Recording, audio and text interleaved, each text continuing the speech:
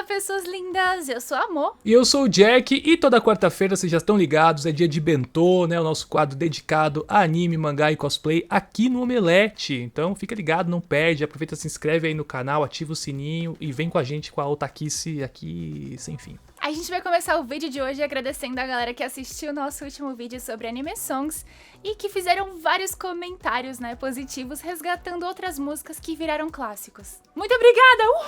Uhul! Nossa, vários comentários bons, que até me espantei. Inclusive a gente já salvou vários comentários de vocês pra gente fazer uma parte 2, mas enquanto esse vídeo de anime songs não vem, a gente segue aqui na vibe da nostalgia, mas pra resgatar dessa vez um ponto em comum na nossa vivência enquanto brasileiros nos anos 90, no começo dos anos 2000, acho que muita gente vai se identificar. Acho que boa parte das pessoas que acompanham a gente aqui no canal vivenciou, né, momentos na televisão brasileira, momentos épicos, se envolveu, né? E cresceu ali sendo educado por programas duvidosos, né? Na nossa época foi a banheira do Gugu, que era um show de horrores. Maravilhoso, desde Tiririca pegando sabonete, a Van Damme dançando com a Gretchen, tudo isso ao som de ET e Rodolfo, um caos, não sei como a gente sobreviveu a tudo isso, né? Inclusive são essas mesmas pessoas criadas por esse tipo de programa que tem a pachorra de dizer que os programas japoneses é que são bizarros, né? E assim, meus amigos, a verdade é que todo país tem a produção cultural que merece e aqui a gente vai comparar os programas brasileiros com os programas japoneses no decorrer de todos esses anos de televisão aí. Exatamente. Será que isso é possível? Bora pra lista.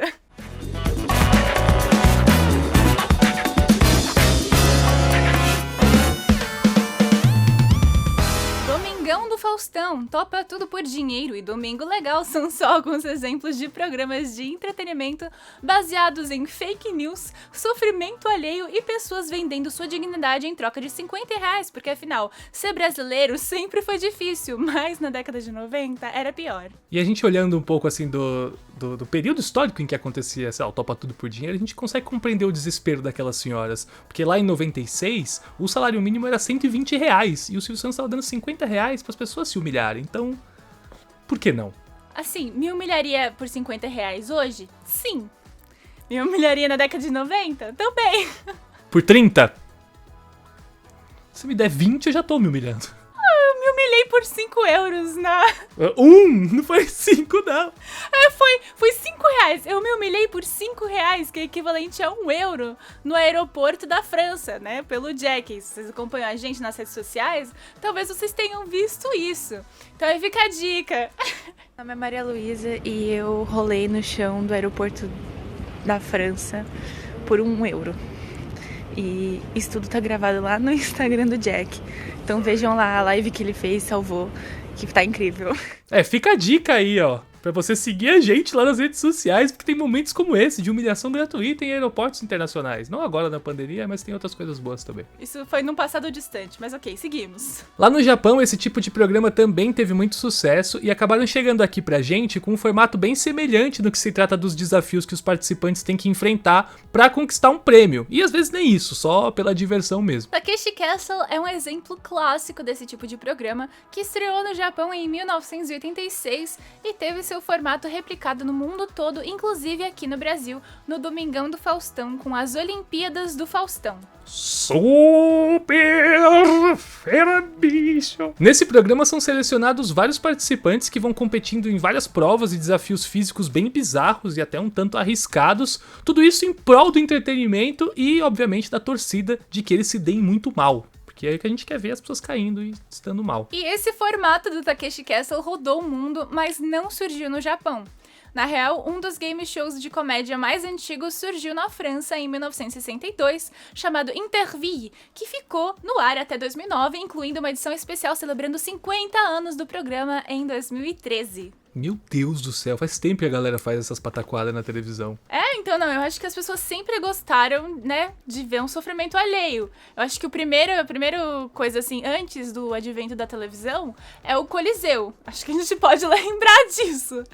É um resgate ali do passado. Esses programas de variedade do Japão existem desde os anos 50, né? Com várias dinâmicas muito divertidas, com uma galera lá provando comida, participando de gincana e brincando com algumas personalidades celebridades e artistas famosos de lá. E como esses programas japoneses ficaram muito populares ao redor do mundo, acabou estereotipando a ideia dos game shows japoneses, né? Criando a ideia de que o país era esquisito por conta desses temas.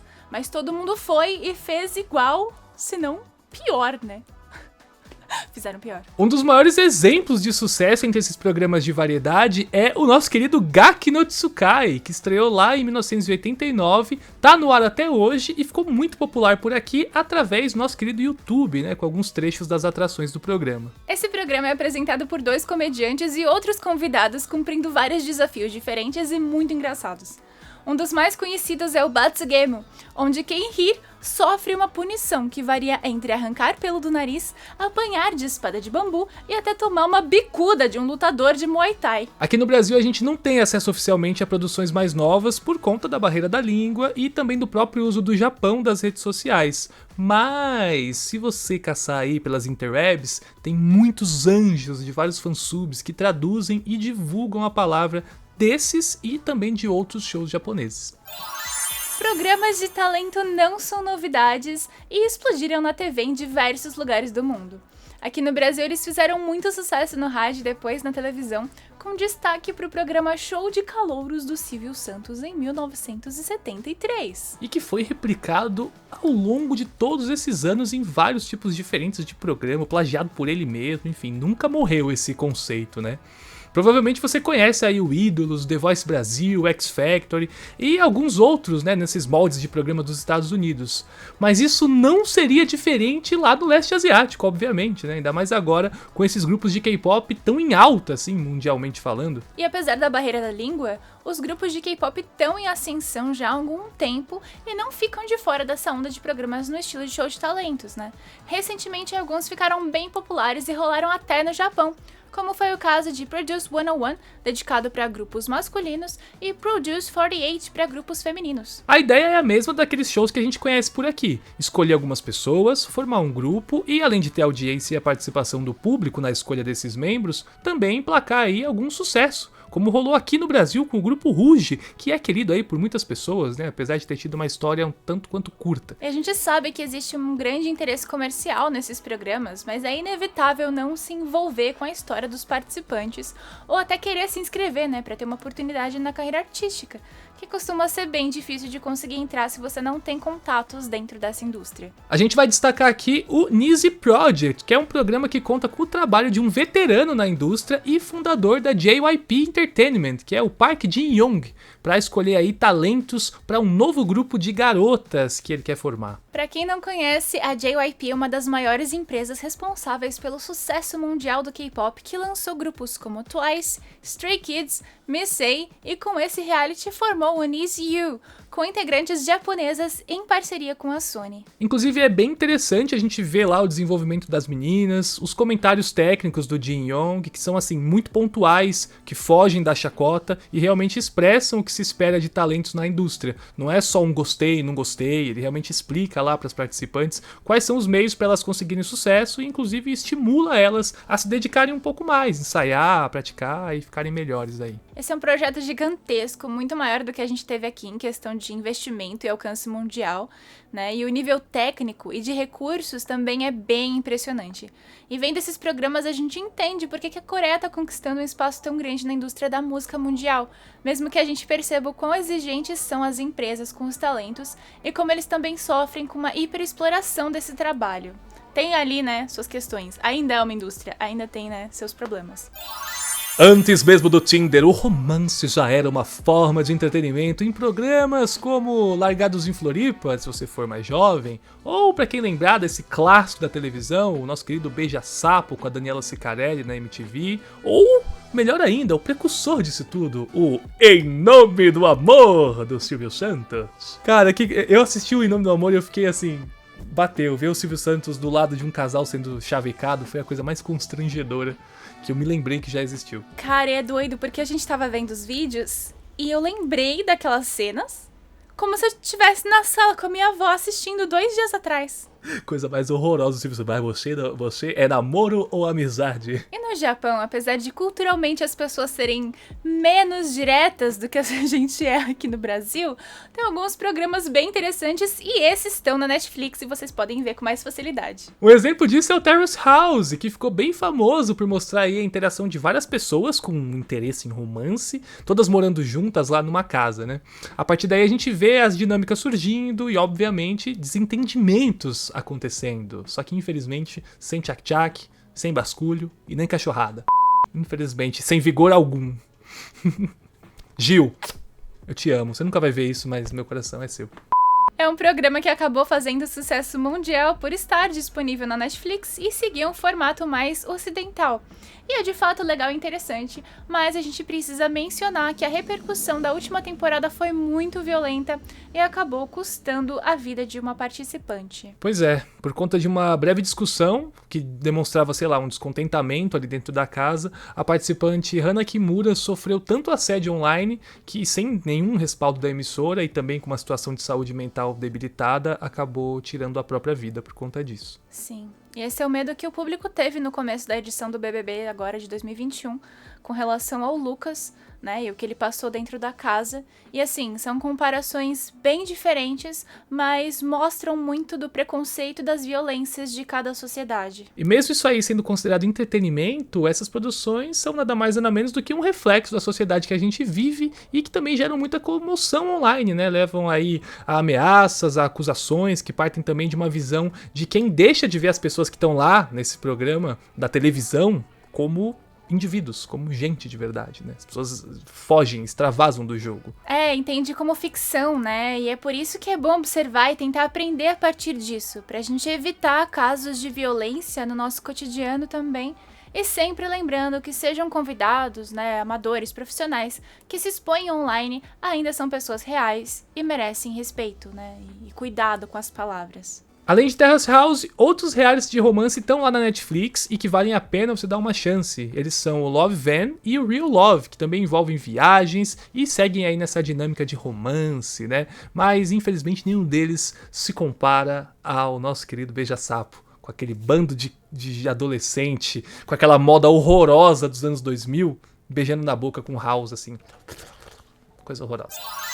Não tem como falar de TV brasileira sem lembrar da Ana Maria Braga e a Vovó Palmirinha, né? Que também tem formatos de programa, né, usados mundialmente, inclusive no Japão. Mas esse bloco aqui é a nossa melhor indicação pra vocês hoje. Sim, isso aqui é uma menção honrosa. E na verdade foi o motivo desse vídeo ter existido, né? O único propósito dele era indicar pra vocês o canal mais fofo desse YouTube, que é o Cooking with Dog, com uma senhorinha japonesa cozinhando ao lado do seu cãozinho. Ele infelizmente faleceu, mas ela continua lá fazendo vídeos com várias receitas muito gostosas e sempre homenageando o parceiro dela dos vídeos. Tem lá um ursinho de pelúcia, tem a carinha dele em todo lugar do cenário dela e é muito fofo. E tá legendado em inglês e também tá narrado em inglês, né? Então se você entende inglês, melhor ainda, que você consegue entender melhor o que tá sendo dito ali. E nossa, é muito fofo. E é um bom jeito de você aprender receitas japonesas enquanto você fica ali na companhia de uma senhora fofa. Eu recomendo. O vídeo de apresentação do canal já é muito fofo por isso. Então vão lá assistir Cooking with Dog. E a gente espera, né, que vocês tenham curtido o vídeo de hoje. Pois é, a gente não falou de anime dessa vez, mas a gente queria ressaltar que existem vários aspectos da cultura japonesa, de produções culturais, que a gente gosta e que a gente queria mostrar um pouco mais pra vocês. Esse foi o primeiro vídeo que a gente aborda esses temas, né, que fogem do anime e mangá. E a gente queria saber o que vocês acham. Vocês querem ver mais coisas que tem a ver com a cultura japonesa de um modo geral? Deixa pra gente aí nos comentários. Eu e o Jack, toda sexta-feira, vamos entrar em live nos nossos Instagrams pra comentar um pouquinho dos comentários de vocês nos nossos vídeos. Então já segue a gente nas redes sociais pra ficar esperto, pra, né, às vezes o seu comentário a gente acaba vendo e falando, né, porque a gente sempre vê, mas a gente queria ter uma relação mais próxima com vocês. Então toda sexta-feira a gente se fala depois de quarta, que tem vídeo novo, toda quarta.